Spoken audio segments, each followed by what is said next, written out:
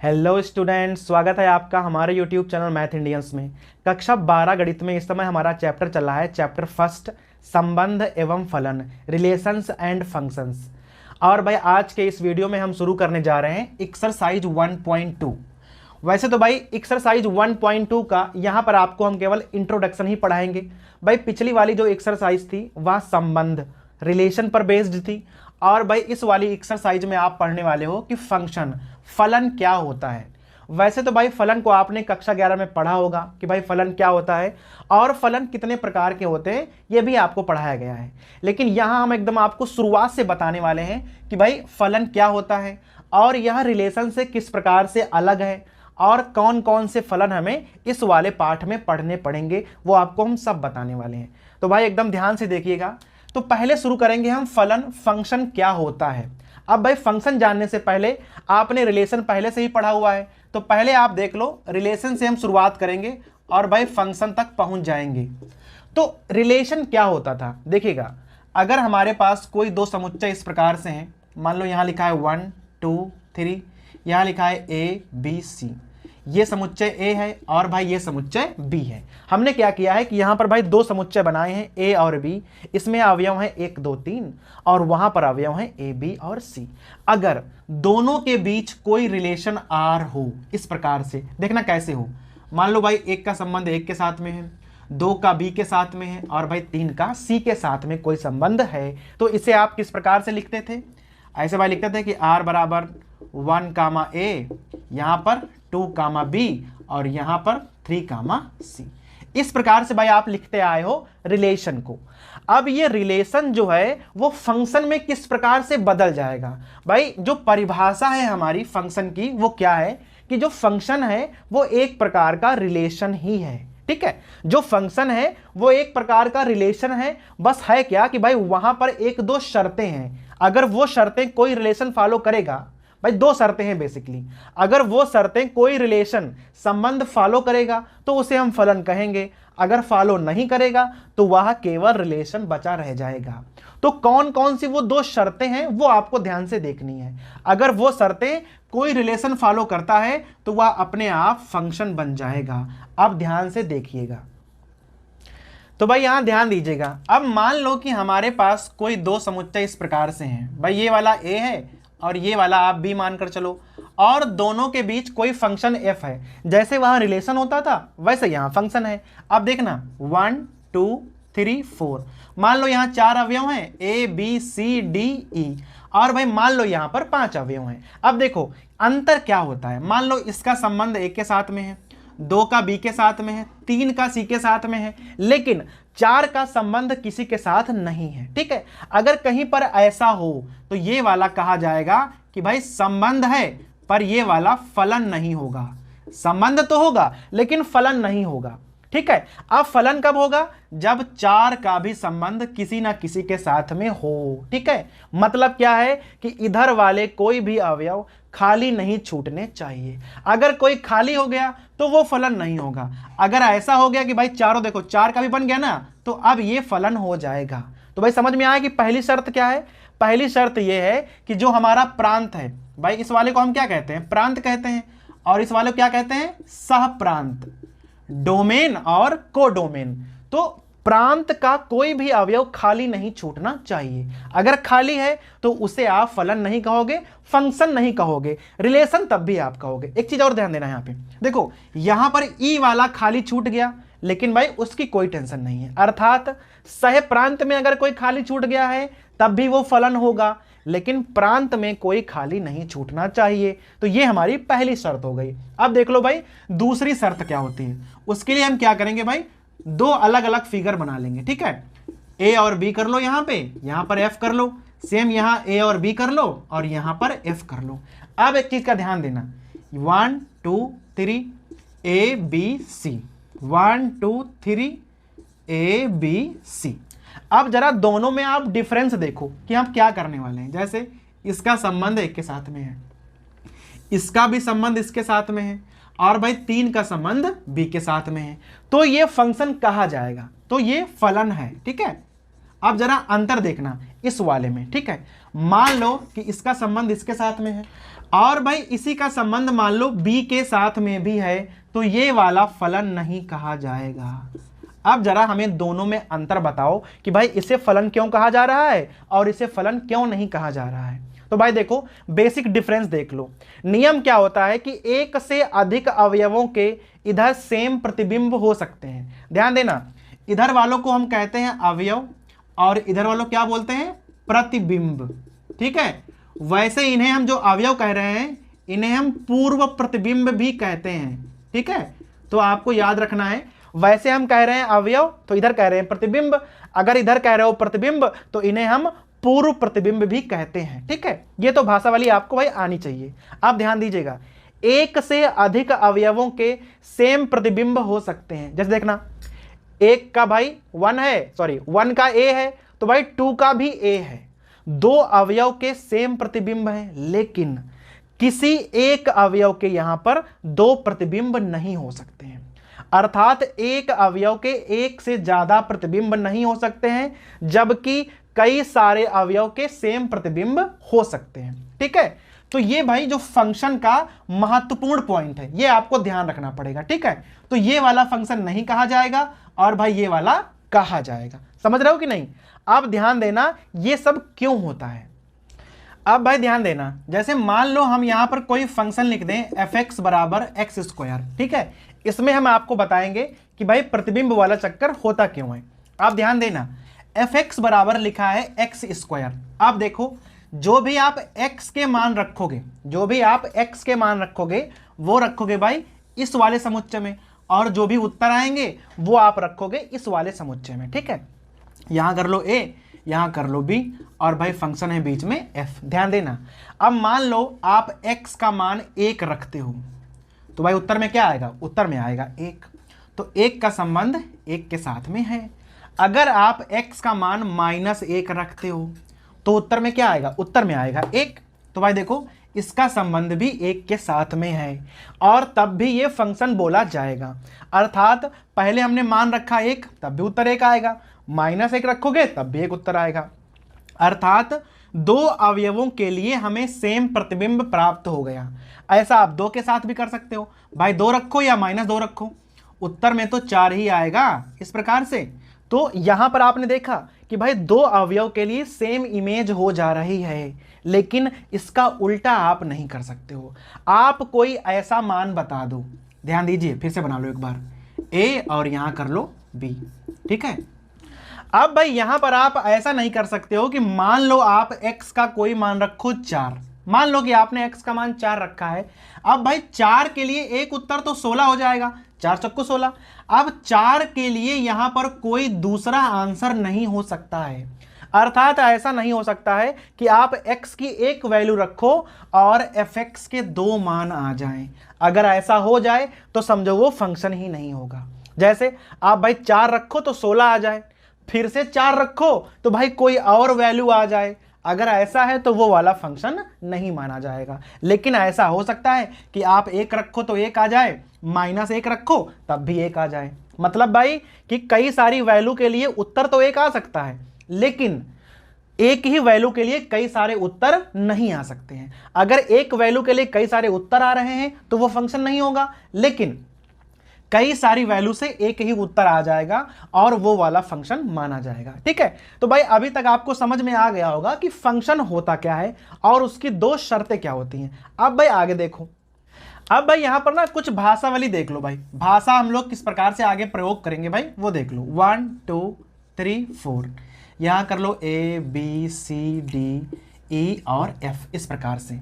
ये है समुच्चय a, ये है b और उनके बीच फंक्शन है f, ठीक है। सिंपली भाई बना लो, इसका इसके साथ, इसका इसके साथ, इसका इसके साथ और 4 का d के साथ, ठीक है। आप क्रॉस भी कर सकते हो, कोई फर्क नहीं पड़ेगा, बस इधर का कोई भी अवयव छूटना नहीं चाहिए। अगर छूट जाएगा तो उसे हम फंक्शन नहीं मानेंगे, ठीक है।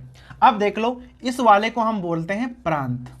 जो हमारा समुच्चय a है पूरा पूरा उसे हम बोलते हैं प्रांत।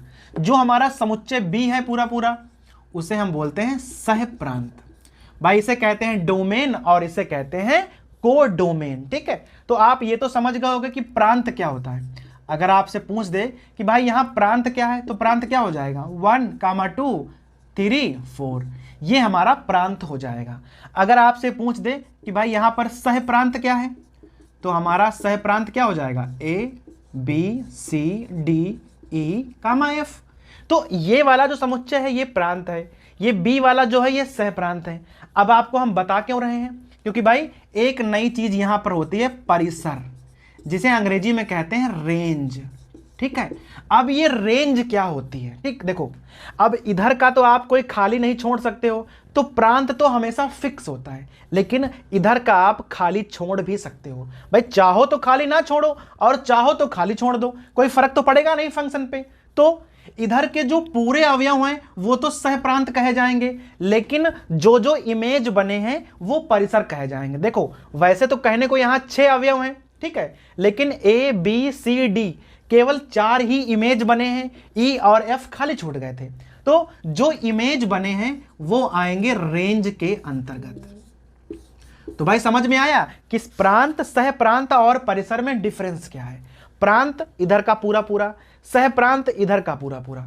रेंज में खाली अंतर है, रेंज क्या होगा, जितनी इमेजेज हैं सामने, जितने प्रतिबिंब हैं उन्हें हम कहेंगे ये परिसर है। ठीक है, तो प्रांत, सह प्रांत और भाई परिसर आपकी समझ में आ गया होगा। अब आपको हम बताएंगे कि यहां पर कितने प्रकार के फलन आपको पढ़ने हैं। अब भाई यहां पर देख लो कि फलन कितने प्रकार के होते हैं। वैसे तो बहुत सारे प्रकार के होते हैं, पर हमें यहां जो प्रकार पढ़ने हैं हम आपको केवल वही पढ़ाएंगे। तो भाई जो पहला प्रकार आपको पढ़ाया जाएगा वो होगा एकैकी, अंग्रेजी में कहेंगे 1-1 फंक्शन, एकैकी फलन। और भाई जो दूसरा आपको पढ़ाया जाएगा वो होगा आच्छादक, ऑन टू फंक्शन। ठीक है, तो यहां कुल मिलाकर आपको 2 ही फलन पढ़ने हैं, एक तो एकैकी 1-1 और भाई दूसरा आच्छादक ऑन टू। ठीक है, अगर कोई फलन एकैकी है तो उसे कहोगे 1-1 है, अगर कोई फलन मान लो एकैकी नहीं है तो उसे हम कहेंगे अंग्रेजी में मैनी वन। ठीक है, अगर कोई फलन आच्छादक प्रूव हो जाता है तो वो ऑन टू हो जाएगा, लेकिन अगर कोई आच्छादक फलन नहीं हुआ तो उसे हम ऑन टू नहीं, उसे हम कहेंगे इनटू। ठीक है, तो ये बातें भाई आपको ध्यान रखनी पड़ेंगी। अब आप सिंगल सिंगल देख लो कि पहले एकैकी क्या होता है, ध्यान से देखिएगा। एकैकी ऐसे ही उदाहरण से देख लो, ये हो गया A, ये हो गया B, और मान लो ये फंक्शन f है। आप ध्यान दीजिएगा 1, 2, 3, 4, यहां है A, B, C, D। अब भाई एकैकी नाम से ही लगता है जो एक के साथ एक हो। भाई एकैकी मतलब क्या है, 1-1, एक का एक के साथ में संबंध। अब देखना, जैसे इसका संबंध इसके साथ में है, इसका इसके साथ में है, 3 का C और भाई 4 का D। अब देखो यहां पर एक का एक के साथ में संबंध है तो ये वाला हो जाएगा एकैकी। एकैकी की परिभाषा क्या होती है कि प्रत्येक अवयव का एक यूनिक इमेज होना चाहिए, एक अद्वितीय प्रतिबिंब होना चाहिए। जैसे भाई 1 है, उसके पास एक प्रतिबिंब है, अपना एक प्रतिबिंब है A, 2 का B है, 3 का C है, 4 का D है। ठीक है, कोई 2 बार नहीं आया है। जैसे यहां पे देख लो, अगर इसी को हम इस प्रकार से बना दें, यहां कर लो, यहां A, B, C, D। ठीक है, अब मान लो यहां पर आप ऐसे मिला दो और भाई इसको भी आप ऐसे मिला दो, मान लो आप। ठीक है, 3 को B से मिला दो, 4 को C से मिला दो, मान लो भाई आपने इस प्रकार से मिला दिया, तो ये वाला एकैकी नहीं होगा। क्यों? क्योंकि यहां पर 1 और 2 को सेम प्रतिबिंब A प्राप्त हुआ है, 2 लोगों को एक ही प्रतिबिंब मिला है तो वो एकैकी नहीं माना जाएगा। हर एक इंसान को अपना एक प्रतिबिंब मिले तो एकैकी है। अगर कोई 2, 3 या 4 लोगों को एक ही मिल जाए तो वो एकैकी नहीं कहा जाएगा। ठीक है, तो भाई समझ में आ गया कि एकैकी क्या होता है। एक का एक के साथ में है तो एकैकी होगा, तो इसे हम कहेंगे 1-1, और ये वाला क्या हो जाएगा, ये हो जाएगा हमारा मैनी वन। अब आच्छादक को देख लो। अब भाई देख लो कि ये आच्छादक क्या होता है, उसके लिए फिर एक इमेज बना लो। यहाँ पे A और B, यहाँ पर कोई फंक्शन है 1, 2, 3, 4, A, B, C, D। ठीक है, इस प्रकार से एक और बना लो, यहाँ है 1, 2, 3, 4, यहाँ A, B, C, D। आप ध्यान दीजिएगा, दोनों में आपको हम डिफरेंस दिखाएंगे। पहला मान लो हम इस प्रकार से बनाए ले रहे हैं, ऐसे हमने बना दिया, ठीक है। देखो पहला हमने ऐसे बना दिया, अभी हम कुछ इस प्रकार से बनाने वाले हैं। इसका भी मान लो हम इससे ही दिखा दें और भाई ये वाला हम ऐसे दिखा दें। अब देखो भाई दोनों में डिफरेंस क्या है, ये दोनों हम पहले भी बना चुके हैं। ये वाला एकाकी है और ये वाला आपको लग रहा होगा कि एकाकी नहीं है, ये 1 1 है, ये मैनी 1 है, ठीक है। तो एकाकी है, ये एकाकी नहीं है। अब ये आच्छादक कहां से आ गया, देखो आच्छादक में भाई रूल क्या है, जो हमारा सह प्रांत है, देखो वहां पर 4 लोग हैं, चारों की इमेज बन रही है, अर्थात इधर का अगर कोई खाली ना छूट रहा हो, सबके सब भरे हों तो ये आच्छादक है। लेकिन अगर कोई इधर का खाली छूट रहा हो तो ये आच्छादक नहीं होगा। तो देखो यहाँ पे डी खाली छूट रहा है तो ये आच्छादक नहीं होगा, लेकिन भाई ये वाला आच्छादक होगा। एक और चीज देख लो, यहाँ पर थोड़ी सी डिफरेंट है, इसको जरूर देखना चाहिए। 1 2 3 4 A B C D, इसका इसके साथ में, इसका इसके साथ में, और भाई इसका इसके साथ में। अगर कहीं पर ऐसा बना हो तो आप भाई ये मत सोच लेना कि ये वाला आच्छादक नहीं होगा, ये वाला तो फलन ही नहीं है, क्योंकि यहां पर तो इधर वाला ही खाली छूट गया है। अगर इधर वाला खाली छूट जाए तो ये फलन ही नहीं माना जाएगा, ठीक है। इधर वाले तो सब देखो दोनों भरे हैं ना, यहां भी चारों भरे, यहां भी चारों भरे हैं, लेकिन अगर इधर वाले पूरे भरे हैं तो ये आच्छादक कहा जाएगा। लेकिन अगर इधर वाला कोई खाली छूट रहा है तो ये आच्छादक नहीं कहा जाएगा, ठीक है। तो भाई समझ में आ गया कि ये एकाकी आच्छादक होते क्या हैं। अब यहां पर देख लो कि इन्हें आप प्रूव कैसे करोगे, जो अभी सवाल आएंगे ना प्रश्नावली में, वहां पर आप कैसे दिखाओगे कि भाई फला एकाकी है, आच्छादक है या नहीं है। अब भाई ध्यान दीजिएगा, अगर मान लो कोई फंक्शन एकाकी आपको प्रूव करना है, भाई कोई सवाल दिया हो और कह दे कि भाई देख लो कि यह एकाकी है या नहीं है, तो हम बेसिकली करते क्या हैं, हम क्या करते हैं, x1 और x2 कोई 2 वैल्यू आप लेकर चलो, ठीक है। x1 अलग वैल्यू है, x2 अलग वैल्यू है।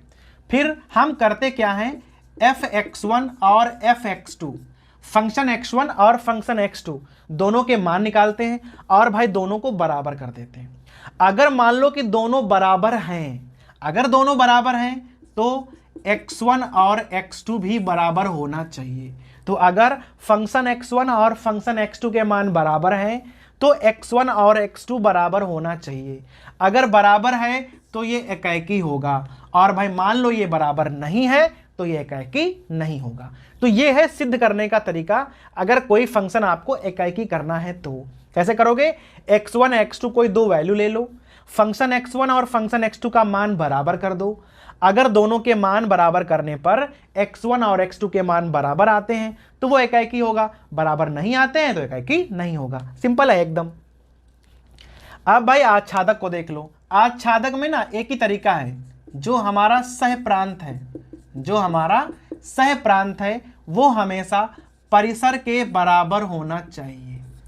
अभी हमने आपको बताया था कि भाई सह प्रांत और परिसर क्या होते हैं। अगर सह प्रांत और परिसर बराबर हैं तो समझ जाओ वो आच्छादक होगा। देख लो, ठीक है, एक बार और देख लो, 1 2 3 4 A B C D।